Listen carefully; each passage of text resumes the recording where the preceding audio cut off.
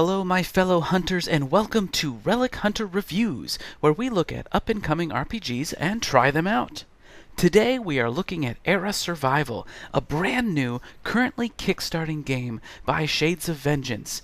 We called up and talked to Ed Jowett to learn about this game, and we got a copy of the game in progress to playtest. Today we will look at what is unique about the game, what is fun, what the setting is like, and what the system is like. So come with me to the terrifying yet fun world of Era Survival as we do a Relic Hunter review. I hope you enjoy.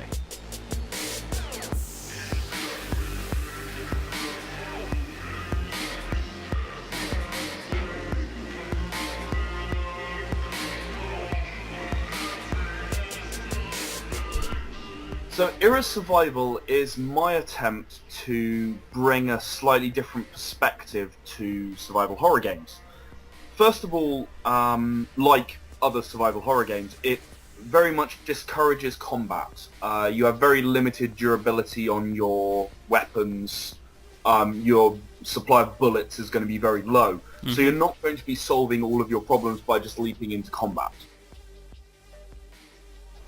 And this game, this survival horror game, actually grew out of the fact that I was looking at moral choice as a mechanic and how best to describe that. I feel the thing that really makes this game unique is the interaction of all these factions, and you're thrust into this world, and maybe you're part of one of the factions, or maybe there's even a background which is an escapee, someone who's run away from the factions and is trying to make a new life for themselves.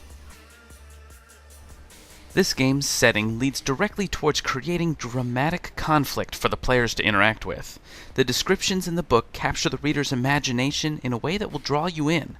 I can imagine quite a bit of anticipation for each upcoming expansion.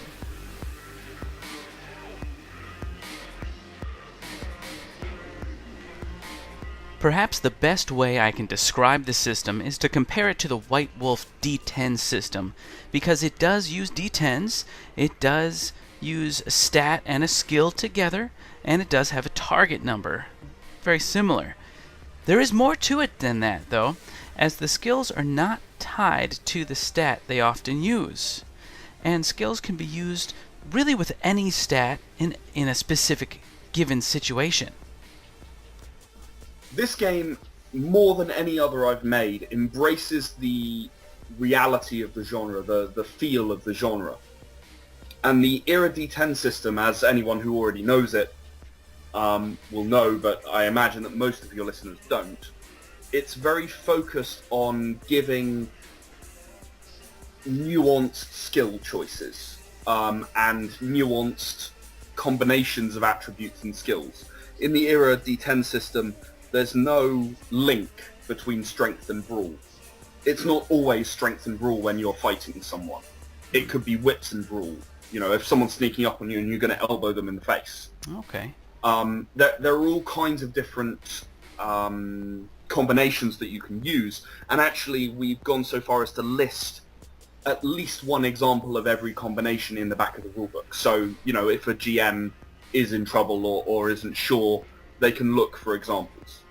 Okay, cool. And I really think that the survival horror genre, because you're discouraging the combat, is very strong for that, because you're looking at alternative skills. What can I use apart from just running in and shooting things?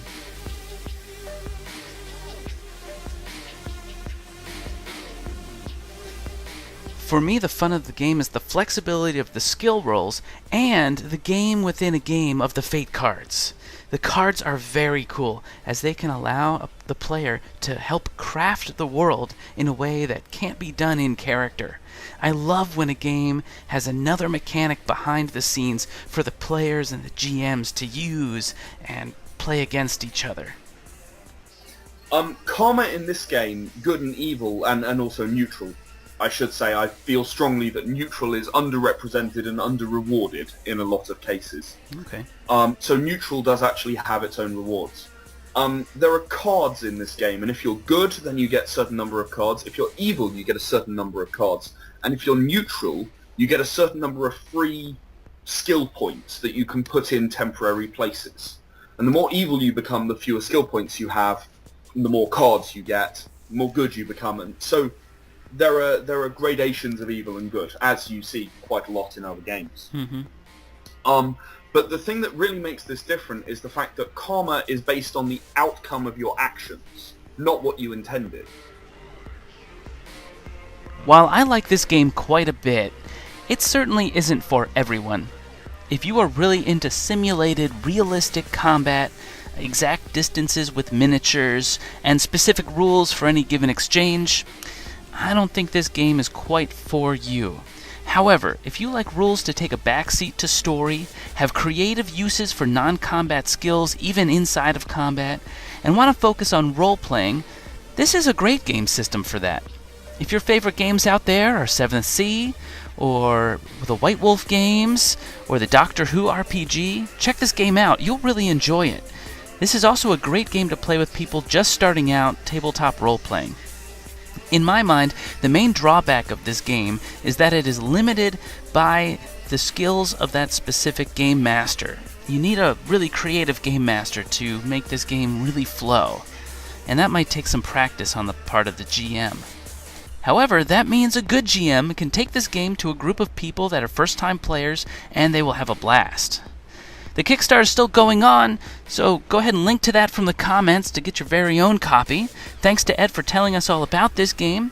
And if the infection hasn't seized up your muscles yet, go ahead and click the subscribe button to join my hunters. I guess if you have seized up, the autoplay feature is going to have you watching some relic hunts, so pros and cons there. Enjoy Era Survival, and remember to play like the dice are trying to kill you, because they are.